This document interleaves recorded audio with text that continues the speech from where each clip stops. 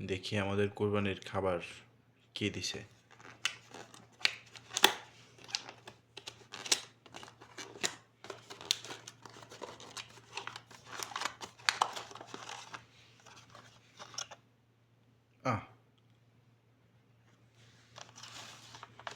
এটা গেল একটা, সম্ভবত নিচেরটাই শুধু রাইস, চিকেনও থাকতে পারে, কিছুই বলা যায় না। আচ্ছা আচ্ছা, এটা হচ্ছে ফ্রাইড রাইস। আর আরেকটা পার্সেল আছে, সেটা হচ্ছে কি দিছে এটার ভিতরে,